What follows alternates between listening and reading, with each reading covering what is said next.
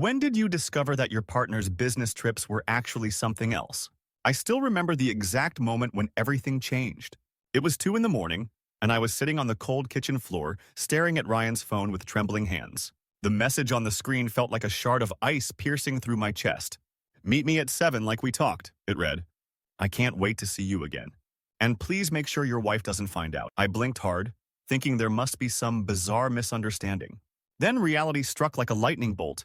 Ryan, my Ryan, wasn't just on another business trip. It wasn't some weekend conference in Chicago, like he had told me. This was something else. My throat tightened until I could barely breathe. I placed my hand over my mouth, trying not to scream as tears welled up and blurred my vision. I had always trusted him. From the very first day we met, he'd come across as honest, caring, and genuine. He worked at a big IT company in New York, and business trips were just part of the package. Frequent flights, last-minute conferences, and extended hotel stays had become the norm in our life. Whenever he got an urgent call from his boss, I'd watch him pack his suitcase, that apologetic look in his eyes. "I'm sorry, Em," he'd say gently, planting a quick kiss on my forehead. "I promise I'll make it up to you once I'm back." I'd smile and try to ignore the pang of loneliness as he walked out the door, always reassuring myself that this was part of building our future. We'd been together for 5 years, dating for 3, then married for 2. We met at a friend's backyard birthday party in the suburbs. I still recall how he made me laugh with a ridiculous joke about ketchup and mustard, and how we bonded over a mutual love of old horror movies. The first thing that drew me to him was that he looked straight into my eyes when we talked, as if he were genuinely seeing me for who I was. If you'd asked me back then if I believed he'd lie to me about anything, I would have laughed. He was the single most honest person I knew, or so I thought. That night, though, everything changed. My mind reeled as I reread the message, my stomach churning with a toxic mix of betrayal and disbelief. Just hours earlier, I'd been lying in bed, half asleep, waiting for his usual "good night, M" text. He'd told me he was heading to a company training in Denver, and I was already planning my lonely weekend, catching up on reading, maybe trying a new recipe, watching a horror classic we both loved. Nothing remarkable, just my routine when he was away. But now, huddled in the kitchen, every inch of me felt like it was on fire. My brain wanted answers, but my heart was terrified. Why would someone message him saying, "Make sure your wife doesn't find out"? Who was this person? Suddenly, 1,000 little red flags from the past months, the odd receipts, the hurriedly closed text messages, the bizarre calls, flooded my mind. I dismissed them all, determined to believe the best in him. I grabbed his phone again, scrolling up, half hoping to find some rational explanation. But it only got worse. The conversation with Alyssa, work, wasn't about project deadlines or flight schedules. It was full of flirtation, references to the hotel where we stayed last time, selfies of them in a fancy lobby. My hands shook so violently I nearly dropped the phone. My vision blurred, and I realized I was making a soft, keening sound in my throat. Ryan had been feeding me lie after lie. The reality of that sank into me like quicksand. I looked around the kitchen, our pictures on the wall, the reminders of our life together, and everything felt tainted. The framed photograph of us in Aruba from our honeymoon now seemed like a cruel joke. He was grinning, arms wrapped around my waist, the sunset behind us. I was glowing, brimming with love and trust. And now I hardly recognized that woman smiling so blissfully. My phone buzzed on the counter. My best friend Tiffany had texted, wanting to plan brunch for Sunday. For a moment, I considered calling her to sob out the horror of what I'd discovered, but I couldn't form the words. I felt like if I opened my mouth, I'd never stop screaming. Hours passed in a haze. Eventually, I forced myself to take a shaky breath. Ryan was in Denver, which probably meant somewhere else entirely. Should I confront him right now? The thought of hearing his voice made me sick. I needed more information before I faced him. With trembling hands, I scrolled through his messages, searching for anything that might confirm the depth of his lies. I found references to previous business trips, flirting, intimate details. A lump rose in my throat. They joked about me, about how clueless I was. I felt a surge of hatred toward Ryan, but beneath it was a crippling sadness. I thought about all the nights I'd worried about him, how I'd wanted him to be safe, how I'd waited up just to hear about his day. Meanwhile, he'd been sleeping with another woman. My mind flashed back to the time he came home smelling of unfamiliar perfume and blamed it on a coworker's handshake. The time I discovered a receipt for an expensive bar in Boston when he'd said he was in Philly. All the half-baked excuses I'd accepted because I loved him and wanted to believe. Tears streamed down my cheeks, but I refused to let them paralyze me. I kept digging, checking his call logs, scanning through any hidden folders I could find. I discovered messages that suggested this had been happening for at least 6 months, maybe longer. I had been such a fool. A mixture of fury and heartbreak racked me, and I lost track of time until dawn began to break. Finally, I stumbled to my feet, setting the phone on the table. I recalled Ryan's last call before leaving, how he'd said Denver was chilly, and I'd joked about him needing a heavier jacket. He'd lied so smooth, I clenched my fists, feeling humiliation burn in my chest. I couldn't let him come home and spin more deceit, but I also didn't want to make a scene until I had a plan. My mind drifted back to the first moment I realized something might be off. It was about 7 months ago. He'd claimed he had to go to Baltimore for an urgent client meeting. The timing was awful, my birthday weekend, but he insisted he'd be back in time for dinner on Sunday. Sunday came and he texted that his flight was delayed. He rolled in at 3 in the morning, looking frazzled.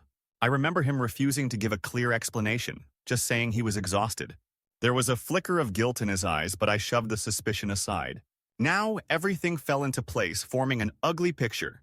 I was furious with him, but also furious with myself for not seeing the truth. By the time the morning sun brightened the kitchen, I knew I had to confront him eventually, but I decided to collect more evidence. My phone vibrated. Tiffany was calling. I answered, my voice shaking. "Em, are you okay?" she asked the moment she heard me. I swallowed hard, trying to steady my breath. "No, Tiff. Ryan's not in Denver. He's in Miami with another woman." Silence. "Oh, Em," she whispered. "I'm so sorry. I'll be right over." When Tiffany arrived, she enveloped me in a hug that nearly broke the dam of tears I'd been holding back. We sat on the couch as I recounted the whole horrifying discovery. She listened, outraged on my behalf, then suggested we check his hotel reservation. I booted up my laptop, quickly locating the Argenta Hotel's main desk number. A call confirmed Ryan Sanders had checked in 2 days prior with a guest. My heart twisted. He wasn't even trying to cover his tracks beyond some fake phone label. Tiffany's face was grim. "Okay, so now you know for sure. What's your plan?" I wiped away tears, feeling a hollow ache.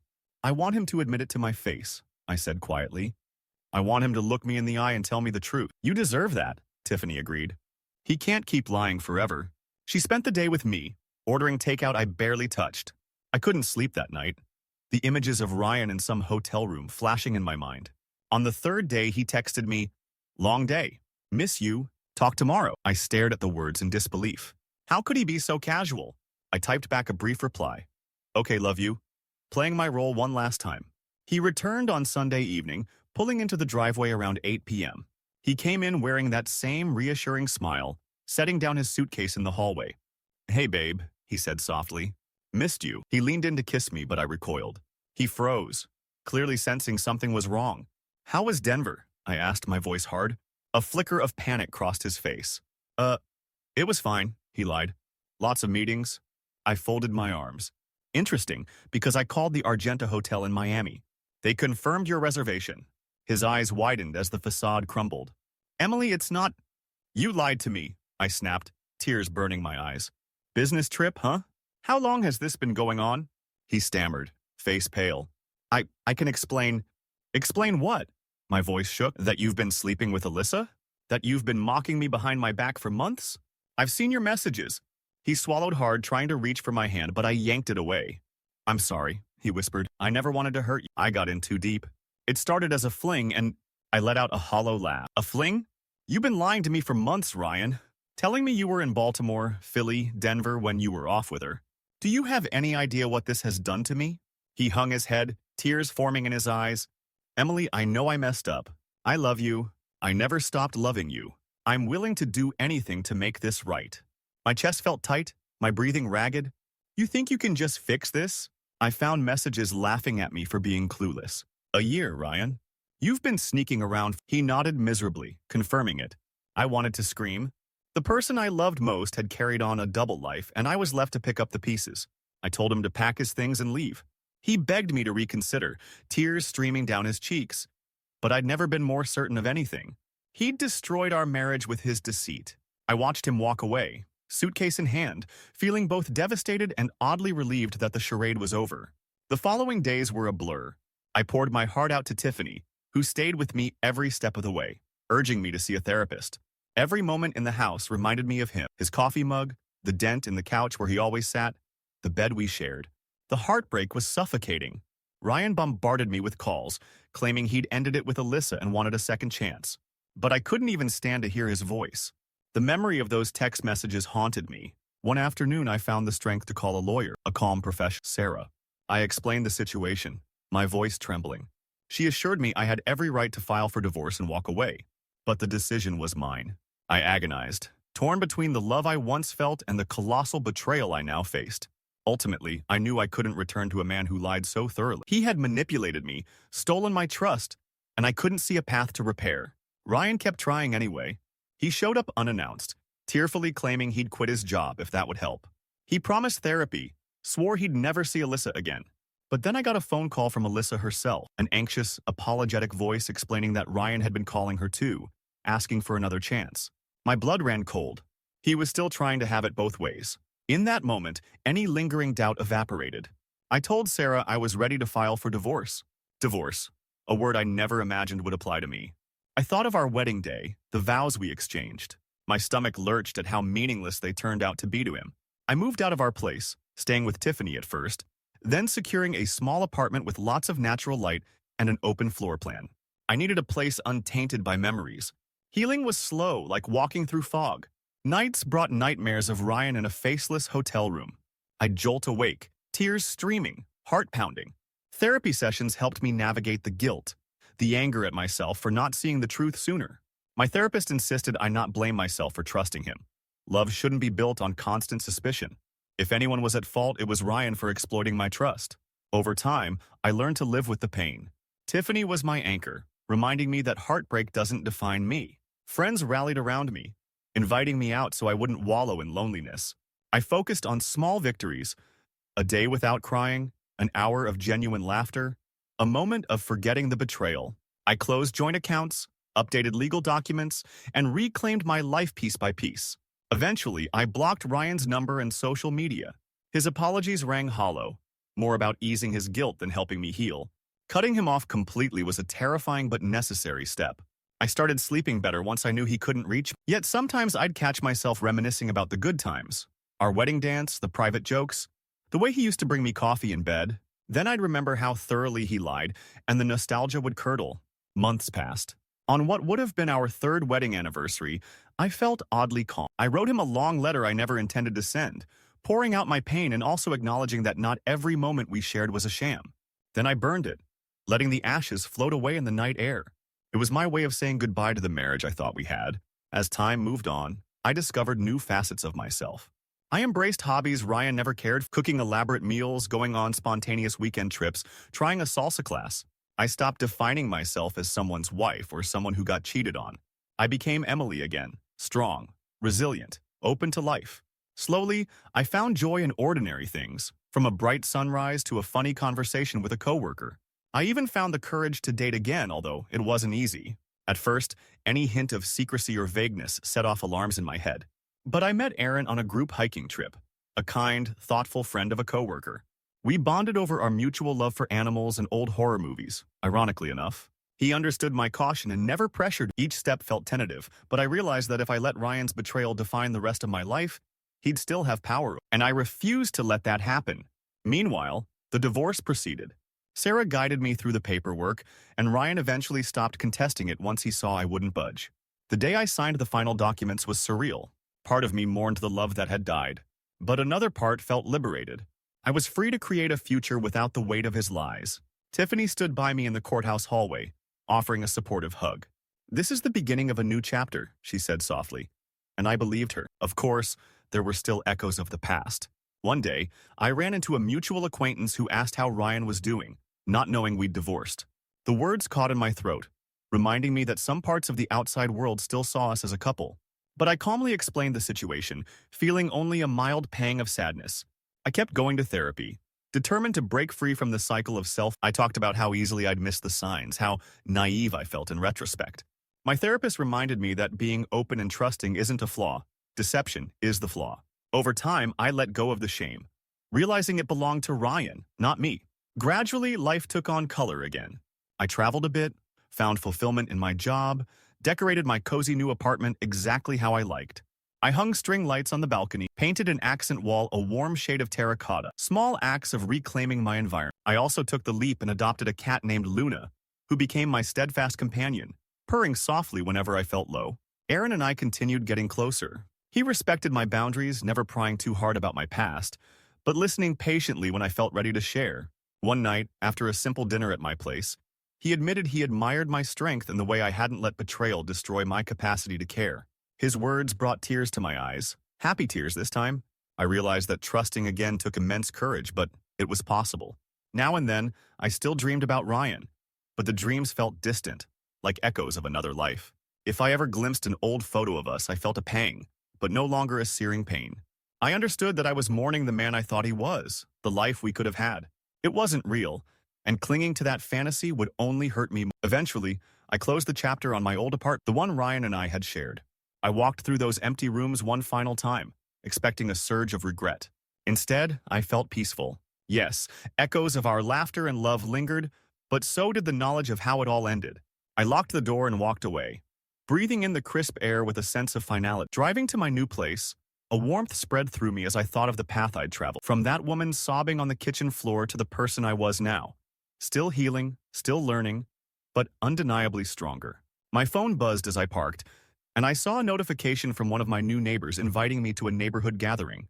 Life kept offering fresh starts, and I realized I was ready to embrace them. Stepping inside my apartment, I found Luna curled up on the couch, blinking at me as if to say welcome home. I picked her up, pressing my cheek to her soft fur. My thoughts drifted to that question I once dreaded. When did you discover your partner's business trips were actually something else? The answer, in a literal sense, was that horrible night at 2 in the morning, phone in hand, illusions shattering all around me. But maybe I'd been discovering it in small increments for months, ignoring my intuition until I couldn't any. That betrayal changed everything, yes, but it also forced me to realize my own resilience.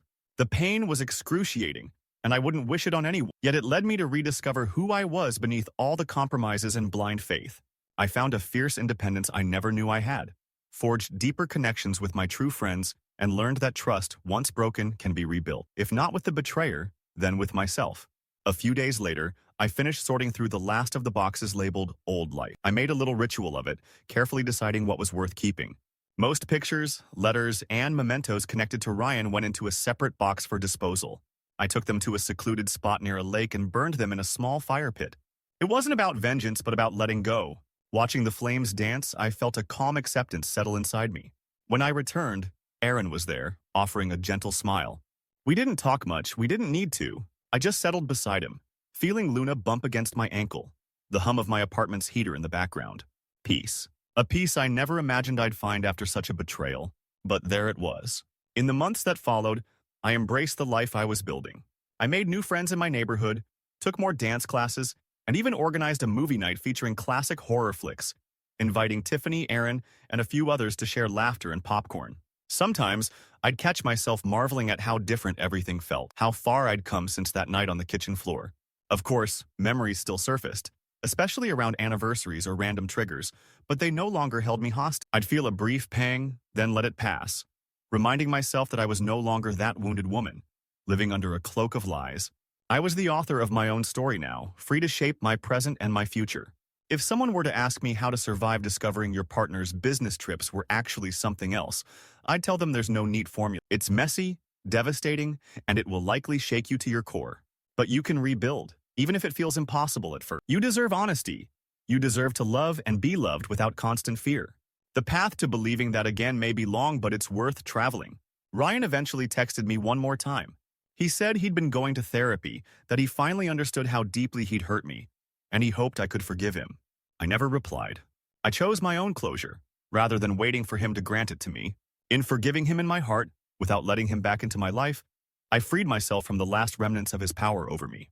I wish I could say the aftermath was simple, that once I signed those papers and moved out, I glided effortlessly into a happier version of life. The truth is, healing was gradual, sometimes agonizing.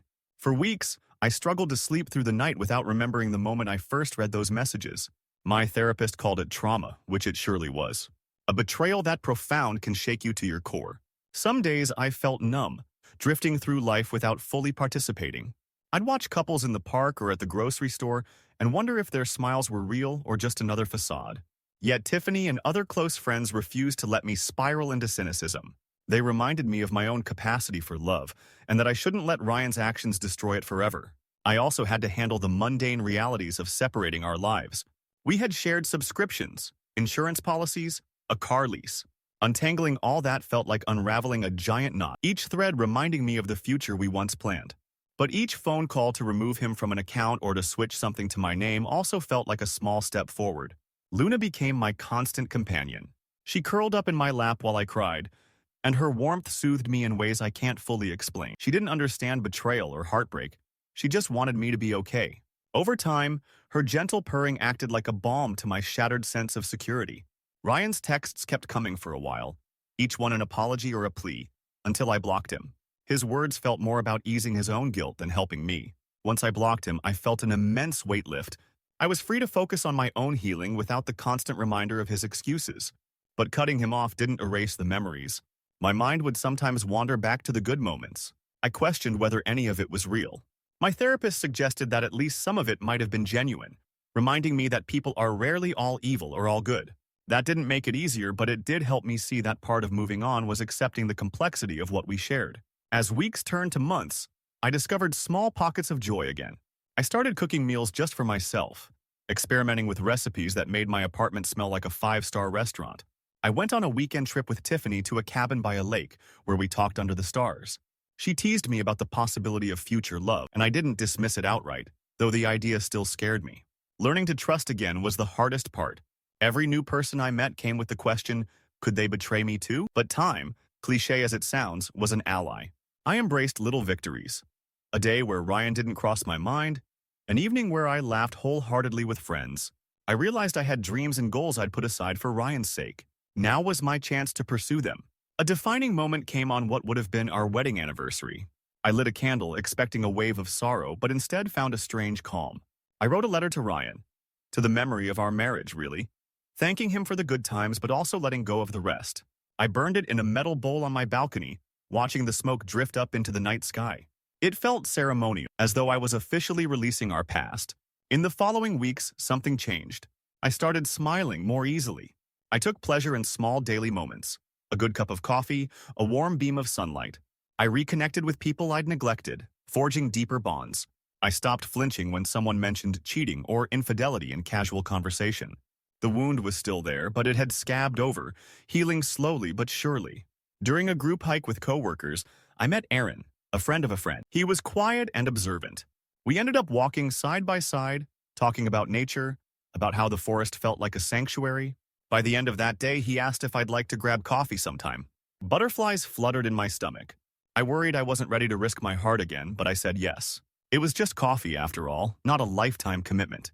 That coffee date was surprisingly nice, full of easy conversation. We laughed, discovered mutual hobbies, and found a comfortable rhythm.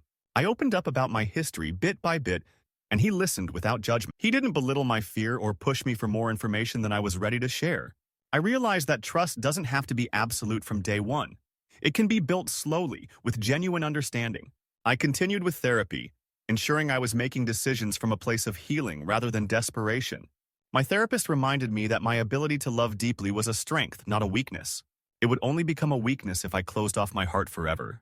I started to see the truth in that. Somewhere along this journey, I reflected on that moment of discovery, the night I found Ryan's phone messages. It felt like a different lifetime. I recognized that the woman who found those texts was forever changed by what she saw. But she was also reborn, shaped by pain into someone stronger and more self-aware. If I could, I'd thank her for having the courage to face the truth instead of living in denial. Life moved forward. I grew closer to Aaron. We took things slow, enjoying each other's company, and I found myself hopeful about the possibility of building a future again. But more importantly, I learned to trust myself, to trust my instincts, to know that if red flags appeared, I wouldn't ignore them. This was my life now, defined by my choices, not someone else's lies. Sometimes I recalled how quickly Ryan had convinced me he was traveling for work, how easily I accepted it all. The memory stung, but I no longer felt shame. I understood I'd only done what people in love do, believe in our partner's words. If that partner chooses to exploit that love, it's on them, not me. One day, a letter arrived from Ryan's mother, apologizing on his behalf and thanking me for loving him as long as I did. It made me tear up. I realized the fallout of his betrayal affected not just the two of us, but an entire network of relationships. I wrote her back, expressing my gratitude for her kindness and wishing her well. There was no animosity left, just a quiet sense of finality. When the divorce was officially finalized, I felt a rush of mixed emotions. Part of me mourned the vision of a shared future that would never be. Another part felt relief that the legal ties were cut, that I had the freedom to chart my own path. Tiffany was there to toast new beginnings. We clinked glasses, and I felt a cautious optimism blooming inside me. Sometime later, I decided to do a final farewell ritual. I gathered the last physical reminders of Ryan, a few anniversary cards, random mementos, pictures I'd kept by habit. I took them to a quiet clearing by the lake, the same place Tiffany and I had visited.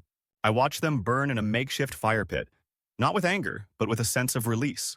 The smoke carried away fragments of a life that wasn't mine anymore. I felt lighter, as though I had cleared space in my heart for new memories. I returned home to find Aaron on my couch, Luna purring in his lap. He looked up, concern in his gentle eyes. "Everything okay?" he asked, and I knew he wasn't just making small talk. He genuinely cared. For the first time, I answered without hesitation. "Yeah, I think I'm going to be okay." It wasn't a dramatic moment of triumph, just a quiet realization of my progress. I was no longer the woman discovering her partner's phone messages and feeling her world collapse. I was someone who'd survived, who had rebuilt her identity, who had room for hope and love again. My scars were real, but they didn't define me. They only proved how resilient I could be. A few weeks later, I closed the chapter on my old apartment for good. I'd left a few boxes in storage, but now everything I wanted was with me in my new home. Walking through those empty rooms, I expected regret or sadness, but all I felt was peace. The echoes of our life together, once so warm, were now distant. I flipped off the bedroom light, remembering how many nights I'd waited for him to come back from a trip that was just another lie. Then I shut the door, leaving those memories behind. Driving away, I realized how far I'd come. I was no longer that anguished woman questioning every moment of our marriage. I was someone who had found a way forward, forging a new life on my terms. When I got home, there was a friendly note from a neighbor inviting me to a little gathering. I smiled, placing the note on my kitchen counter, thinking of the possibilities ahead. Stepping onto my balcony, I gazed at the city lights flickering like tiny promises in the distance. Luna twirled around my ankles and I scooped her up, feeling her soft fur against my cheek. My heart was calm, my mind at ease. I breathed in the night air, acknowledging all I'd lost and all I'd gained. If someone asked me now, when did you discover your partner's business trips were actually something else? I'd tell them it was that night on the kitchen floor, phone in hand, tears staining my cheeks. But I'd also add that was the night I truly began to discover my own strength, the night I started a journey that led me to an entirely new sense of self. Sometimes the worst betrayals spark our greatest transformations. We don't choose how others treat us, but we do choose whether to let it shatter us or forge us into something new. I chose to become something new, and I'm proud of the woman I see in the mirror today. Yes, it hurt like hell. But in the end, it reminded me that I'm worthy of honesty and love, and that I have the resilience to walk away from anything less. I wish I could say the aftermath was simple, that once I signed those papers and set out on my own, I glided effortlessly into a happier version of life. The truth, though, is that healing was a gradual, sometimes agonizing process. For weeks, I struggled to sleep through the night without jolting awake in a sweat. Remembering the moment I first read those damning messages on Ryan's phone, my therapist called it trauma, and it certainly felt like it. A betrayal that profound, learning that the person you trusted most had a whole hidden existence, can shake you to your core.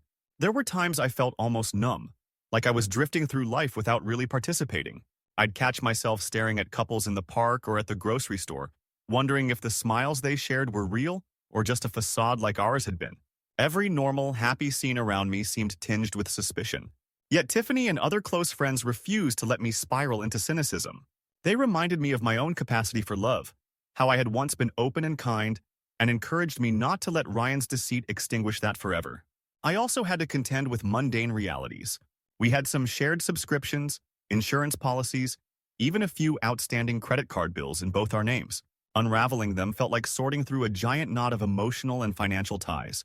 Each phone call to remove him from an account or to switch something into my name was another twinge of pain, a reminder that I was dismantling the life we built.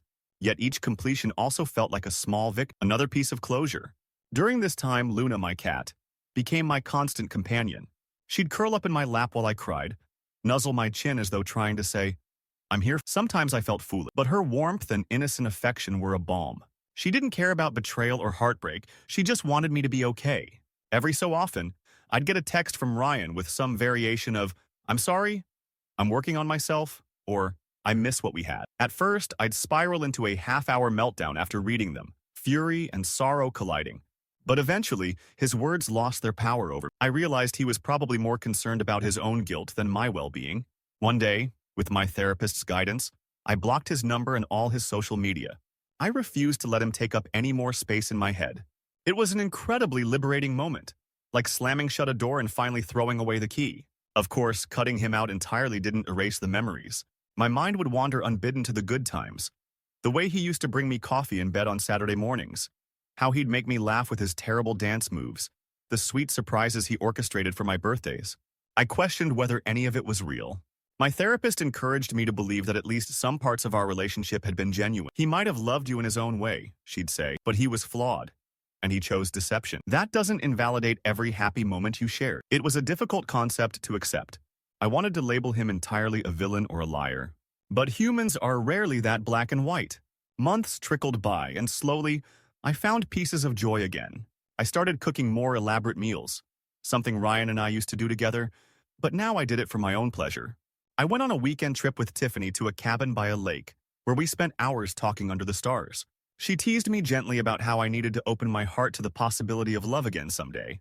I wasn't ready, but I appreciated that she believed I would be. And then there was the question of trust. Would I ever trust anyone again? That fear lingered like a dark cloud. The idea of dating made me anxious. Whenever a coworker or friend casually mentioned they knew someone perfect for me, my stomach twisted into knots.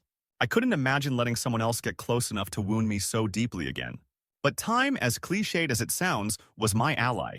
I focused on the small victories, an evening without crying, a day where I didn't think of Ryan once, a growing excitement about planning my future. I realized I had dreams and goals that I'd neglected while supporting his career. Now there was nothing stopping me from pursuing them. It was scary to face life on my own, but also exhilarating. A pivotal moment came around what would have been our third wedding anniversary.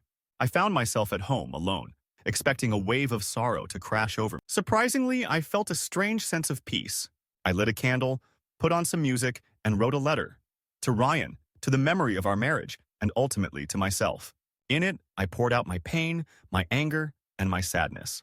But I also thanked him for the good times we had, for the ways he once made me happy. I wrote that I forgave him, not because he deserved it, but because I deserved the freedom of letting go. I burned the letter in a small metal bowl on my balcony, watching the smoke lift away into the night sky.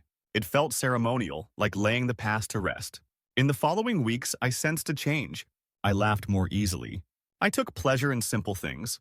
A good cup of coffee, the warm sunlight streaming through my window. I started going out with friends, enjoying social events without feeling the weight of betrayal pressing on me. I stopped flinching when someone mentioned business trips or infidelity in casual conversation. The wound was still there, but it was healing. One day, a colleague invited me to join a group for a hiking trip. That's where I met Aaron. He was a friend of a friend, quiet but kind. We spent the afternoon strolling through a forest trail, chatting about nature and life. For once, I didn't feel on high alert. Something about his gentle manner put me at ease. When he asked if I'd like to grab coffee sometime, my heart fluttered with nervous excitement. I debated whether I was ready to dip my toes back into the dating pool. Tiffany encouraged, "It's just coffee," she reminded me. So I said yes, and it ended up being a relaxed date, filled with laughter and genuine curiosity about each other's lives. For the first time in a long while, I let myself enjoy someone's company without analyzing every word for hidden motives. It was a huge step. Aaron and I went on a few more dates, discovering shared passions like horror movies and spontaneous road trips. Each time I felt an anxious tug at my heart, I breathed through it, reminding myself that trust can be rebuilt slowly with someone worthy of it. I remained vigilant for red flags, but also allowed space for hope.